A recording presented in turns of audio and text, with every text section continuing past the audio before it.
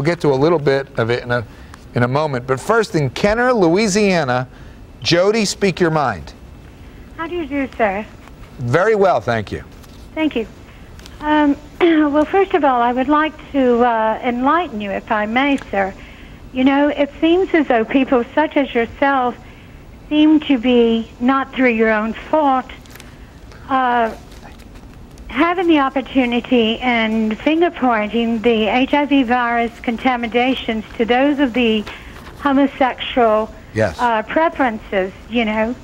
I think that what actually needs to be stood to be corrected, not only for more knowledge to be acquired, but we need to get right down to the actual event of actually where this HIV virus transpired from. All right. All right? Like, for instance, where did it originate from?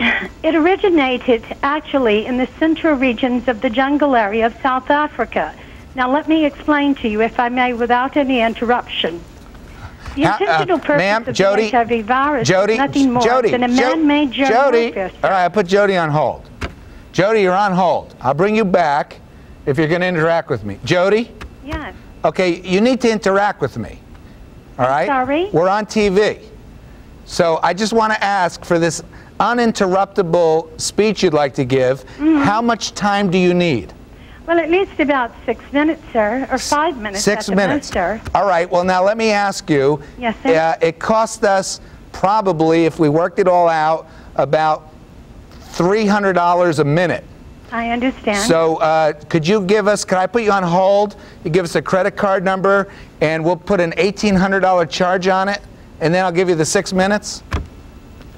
Do you have a credit card to do that? Well, I'm not going to be able to do that. And let me say this much. Just give me 2 minutes. Okay, okay. And if we interact in a dialogue, then it's free. It's free for you if we interact. But monologues have to pay their own way. I understand that, sir. But the thing is that a lot of misconception in regards to this has been targeted to the gay sexuals. And that is not the truth, sir. Yes. You know, we need to, even the Bible says the truth will set you free. Yeah, that's true. And so, you know, I have done enough research and investigation into the scenario of the implementation and the creation into the HIV virus that all I'm asking is the ample time in which to set the record truly as it should be. All right, I'll let you take a shot at explaining your version. I have one quick question for you, though. Yes, sir. What would you say if I asked you to name the most popular book, sort of the clinical description of the spread, the transmission of AIDS? What book would you say has been the most popular book on that topic? In respect to those scenarios wrapped around in regards to ignoring the true intentional purpose of the creation of it, no. I would have to say that there are none that I can figure. Okay, you can't think of a single book? I cannot even think of one because of the inconsistency of denial of the truth of the actual implementation. Well, I'm talking about a book, not from my perspective, that would slam homos, but a book written by a very well-known homosexual journalist. Does that help your memory any? Not at all, sir. All right. He wrote for the San Francisco Chronicle for years. He was a homosexual journalist, researcher, and he wrote a book called "And the Band Played On." Does that strike a bell? Not at all, sir. Well, that's unfortunate, because anyone researching this issue, that is like AIDS transmission 101. You'd read this book. And this man, the day he finished the last chapter, sent it off to the publisher, is the day his test came back that he was HIV positive. He's a homosexual journalist in San Francisco for some years, and he just died this last year from AIDS. And he wrote a very detailed, rather massive book, hundreds of pages, clinically evaluating where the AIDS virus, tracing it back methodically. And he actually did a pretty good job of it. But you're unaware of that and his entire contribution to the field. So ignoring everything he did, this well-known homosexual researcher, let's hear your version. Go ahead. Sir. Go ahead, Jody. All right, sir. Do you wish for me to say something now, sir? Yeah, let us know where you think it came from. Okay. Here's a real truth scenario about the implementation of the HIV virus and actually why it was created and for what intentional purpose.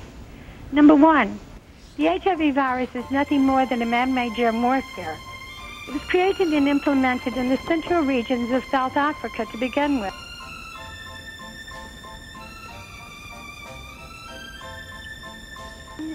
Centralized in the middle. These were in standing scenarios. They were approximately 7.5 feet high, and they were glass through.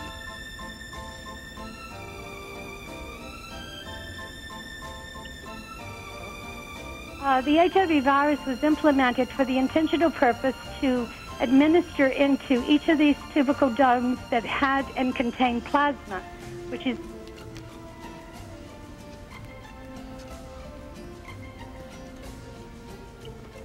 virus more so used for the opportunity in which to find a scenario of population control into the African nation because of the many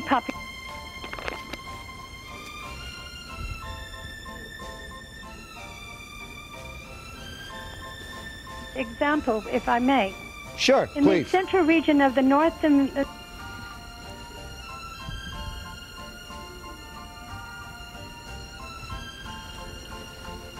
South African region that was used to be administered unto 465 head of cattle. And that vaccination that was the same administered in Africa was actually injected into these 465 head of cattle up in the central region of the United States in 1992. Jody? After the administering of this vaccination into the cattle were completely... Jody! Jody, we're out of time. Hello? We're out of time, Jody. Well, I just wanted to tell you that the discovery upon these cutting up of the stomachs of these cattle showed inevitably that the HIV virus was able to actually pass immediately and spread through the abdominal walls of these cattle. All right, Jody, could I ask you one thing? Yes, of course. Do they know you're using the phone right now? I really don't frankly care. All right, thank you for your call. I don't know, maybe she's off her prescription. I don't know, I'm not sure. Sounds like